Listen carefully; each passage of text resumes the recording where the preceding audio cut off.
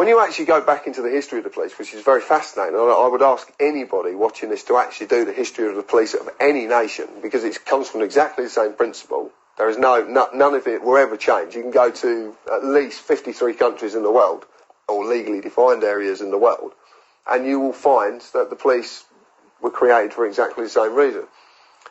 The two reasons they were created was, one, to protect the aristocracy from us, to protect their goods, their lifestyle, their possessions from us. The second reason was to create state control of street life, because they knew through keeping crime alive, there was a lot of money to be made there. A lot of money. Through keeping crime alive? Absolutely. That's their job, to keep crime alive. Not to solve crime, to keep it alive. What they did is they structured what's called a private political army.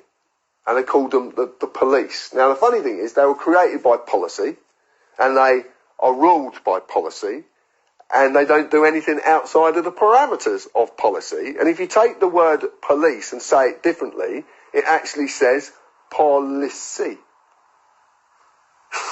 So it's there in your face. And it's always been there. The writing's always been on the wall. It's just whether you choose to read it or not.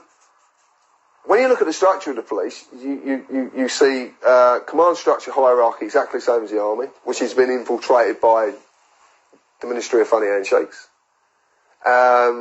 Most of chief superintendents, chief constables, all that really should be called chief Freemason, because 90% of them, if not 100% of them, are part of the Freemason fraternity, which is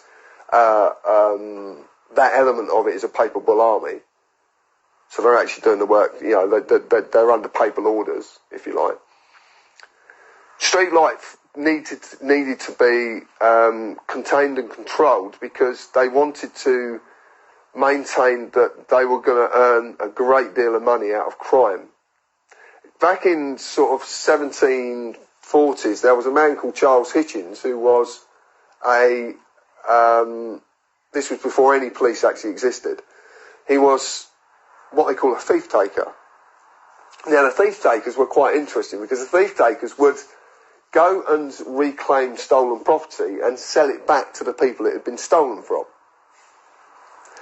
Charles Hitchens ran a gang of thieves, according to history, ran a gang of thieves who would go and pickpocket and rob people, bring it back to Charles Hitchens, then Charles Hitchens would find out from the descriptions and obviously insignia on whatever they'd stolen, who it belonged to, and go and sell it back to who it had been stolen from. So it was a very lucrative business.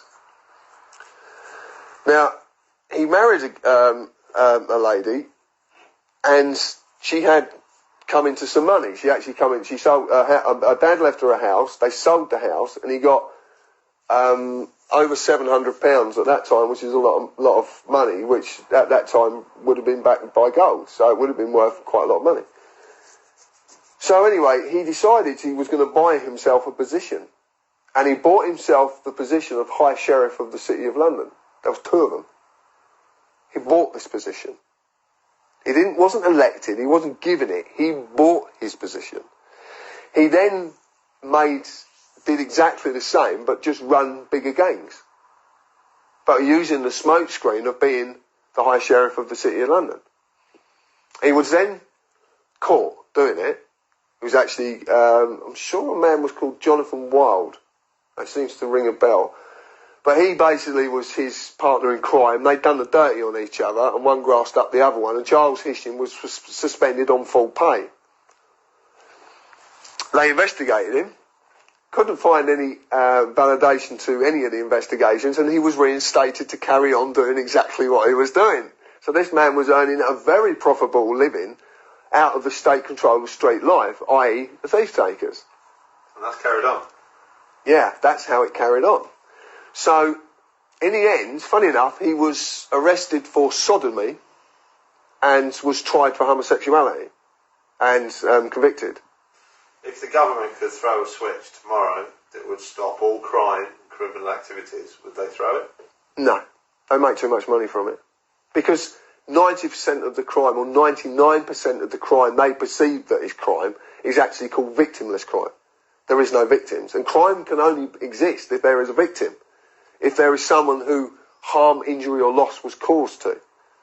If you go for a speed camera, who have you injured? Who's had some form of loss? Where's the damage? There is nothing. So it's a victimless crime. If you park in the wrong place and receive a parking ticket, where's the crime? So crime does pay if you're the government. Absolutely. And that's exactly, crime does pay.